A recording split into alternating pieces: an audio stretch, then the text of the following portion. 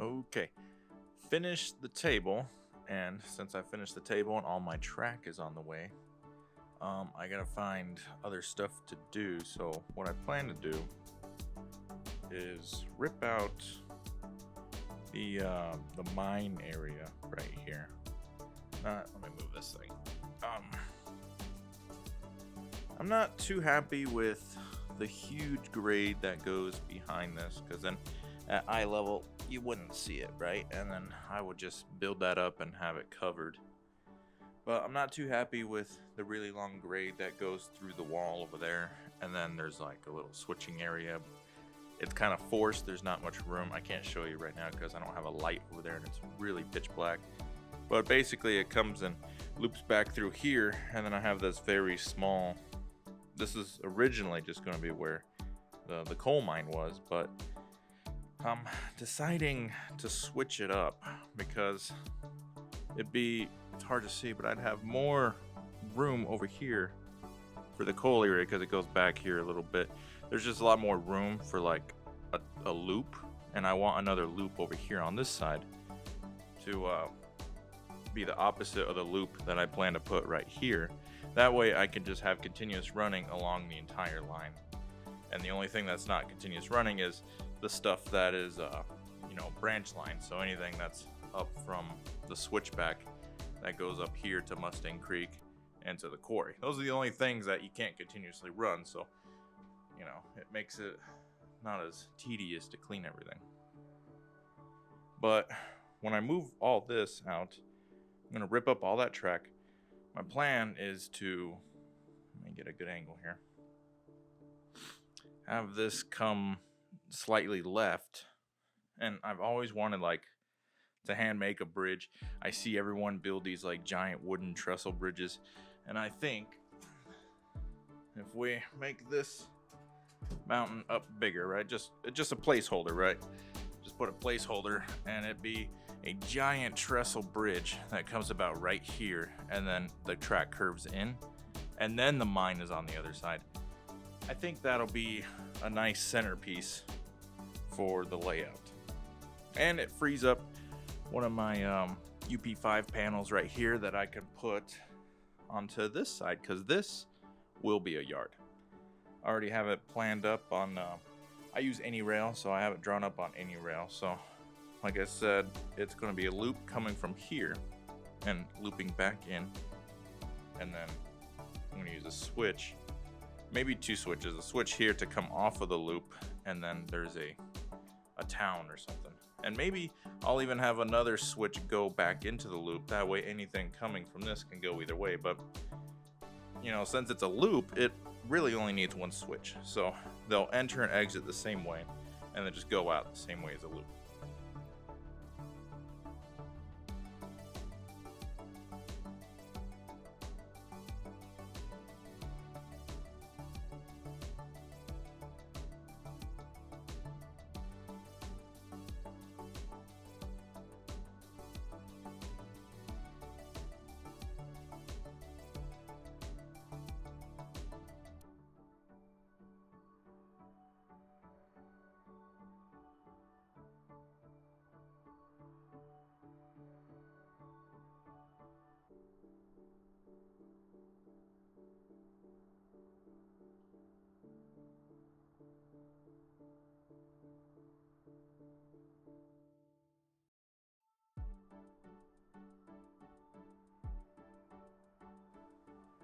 Okay, I've finished the loop, and I got a lot of track left over, but this is almost every single train car I have except the cabooses and 4 cars.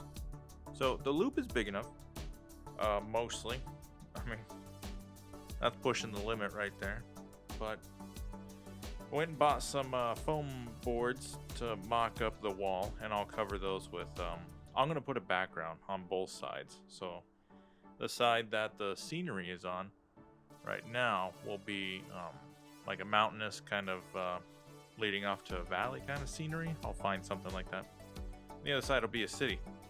So I got my auto reverser. I'm going to throw that in there, but I'm not sure. I got a spare board for right here. I just don't want to make the cut yet, but the loop goes right through town. This will all be a town and then a yard. I'm just concerned for my yard because I don't have too many more turnouts. And I kind of did what I could here. Basically, everything will come in only one direction. So it all comes in this way, not the way the train is going right now. It all comes in from the right to the left here. And then I have a track coming off. So continuous circle, right? The continuous loop for other trains, big trains, they can just keep going. We'll throw this switch when we want to bring something into the yard. And then I have a yard lead right here. Now this is just like very work in progress. I'll probably hook my my command station back up and actually try to run some like mock operations to see if this is even feasible. But yard lead right here, arrival departure. I got a double crossover right here, so the yard switcher will be on this side, and I got a few classification tracks, but right here I'm gonna put some industries, just like on this yard where it has industries along on one of the yard leads itself, or yard tracks. I'll just put some industries right here, which will be nice because all of this I'll put up the mock building where it's like the half buildings or just the walls, and then the building scenery, the background. But the longest train I can run can only fit on this track basically. So that'll be about, I got my little mock locomotive. It'll be about 6 to 8 cars, which is what we usually, what I usually run on my layout, because there's a lot of small places, especially around the switchback. We don't have room for big trains, but that's why I'm making the double loop here and over there. I tore all that stuff down. So big trains can run, they just can't like pull in somewhere and do stuff. But the longest train I can have can fit on this arrival departure track, but at the same time it can't, because like how would the switcher get the cars from this track easily without blocking all this stuff and backing up all the way over here just to pull it in, right? So it would be arrival departure. Well, if the train would sit on there, right? Totally derailed there. But as long as we can be is on this, but then the switcher can't just cut across cars, right? So I'm kind of in a predicament. I don't have enough space. Like, I have plenty of space. Like, don't get me wrong, it's a lot of space. But the yard lead, I know you want the yard lead as long as the longest classification track, basically, right? That way the switcher can move the entire train that comes up. I want a small engine house, some engine storage tracks, you know, for the locomotives so they can do their thing, get fuel, park 1 or 2. This isn't going to be the main place where we park them, but I want to be able to leave 1 or 2 here. I mean, the main place we leave them is over here, this roundhouse that's still under construction. So I need this to be longer, which means this has to be shorter, and I guess I can do that, right? I have a few turnouts coming, but the turnouts are mainly for the reversing loop. I'm buying some number 4 turnouts. That way I can have unpowered frogs. Just for reliability sakes over here. Which frees up, you know, 2 turnouts in a way, but they're not turnouts I need.